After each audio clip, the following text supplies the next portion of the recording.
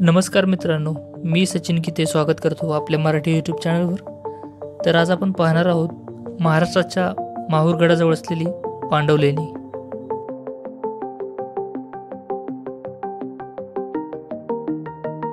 Mahur बसस्थानकापासून 1.5 kilometre अंतरावर एका टेकडीत ही लेणी कोरलेली आहेत। माहूर येथे रेणुका मातेचे मुख्य स्थान असल्यामुळे वर्षभर माहूर भक्तांनी गजबजलेले असते। माहूर येथे येणाऱ्या भाविकांपैकी बोटावर मोजता येतील एवढे भाविक माहूरच्या किल्ल्याला किंवा रामगडला भेट देतात।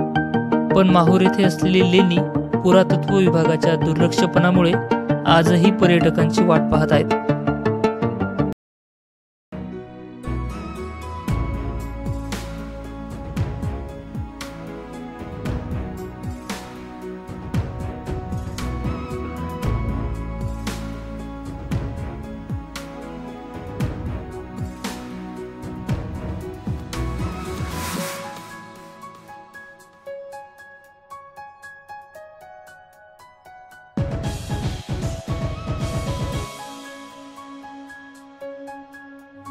या लेणी डोंगरांमध्ये 170 फुटांपर्यंत कोरलेल्या आहेत।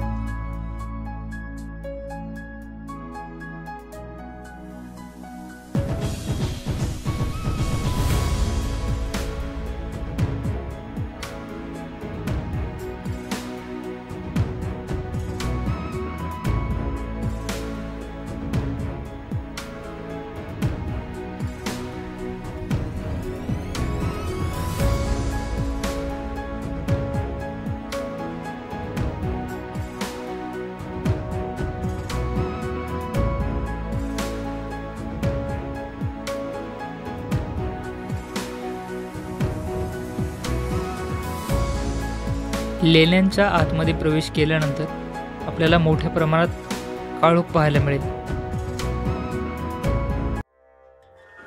समोर आसनस्थ असलेली एक मूर्ती जीर्ण अवस्थेत पाहायला मिळत आहे।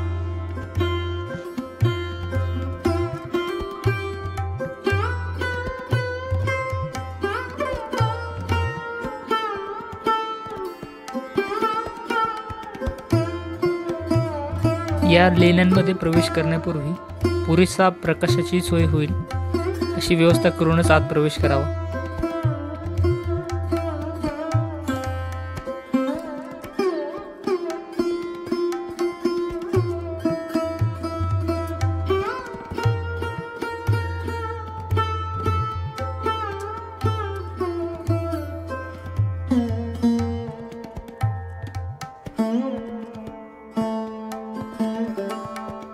इतिहासकालीन वास्तूंवर लोकांनी भिंतींवर केलेला मूर्खपणा आपण पाहू शकता।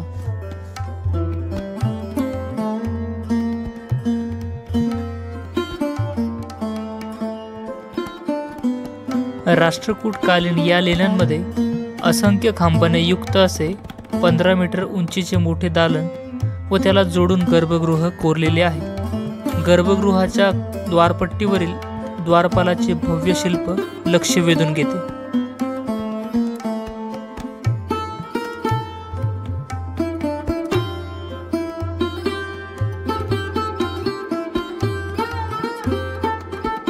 येथे अतिशय देखण्या 5 शिल्पकला आहेत।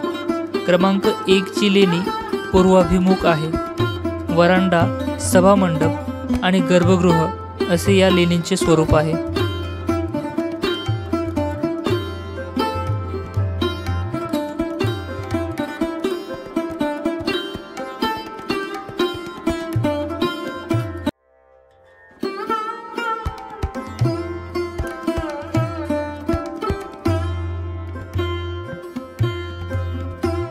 नागरिकांनी येथील लेणी व शिल्पांवर नावे लिहून या सुंदर लेण्यांची बकाल अवस्था करून ठेवलेली आहे।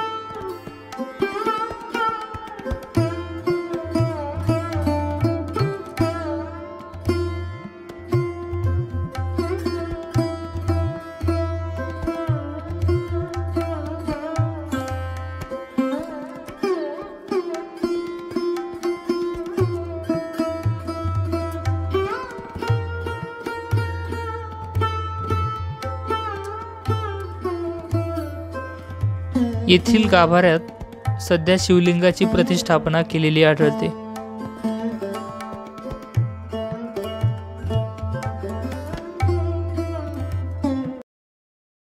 या लेण्यांबद्दल अशी आख्यायिका आहे की भगवान श्रीकृष्णाने 5 पांडवांना माता कुंतीसह श्री क्षेत्र माहूरला याच पांडव लेणीच्या भुयारी मार्गाने पाठवले.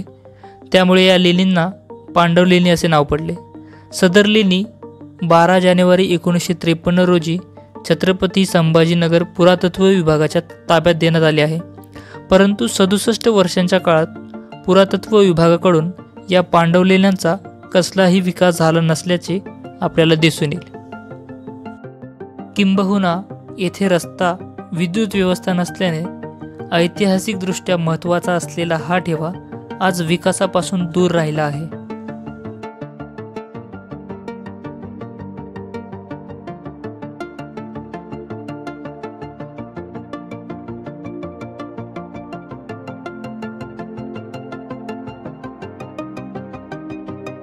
इतिहासकालीन वास्तू प्रशासनाच्या दुर्लक्षपणामुळे इतिहास जमा होत असताना पाहून वाईट वाटत आहे.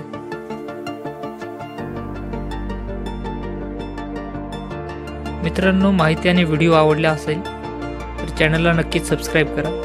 धन्यवाद.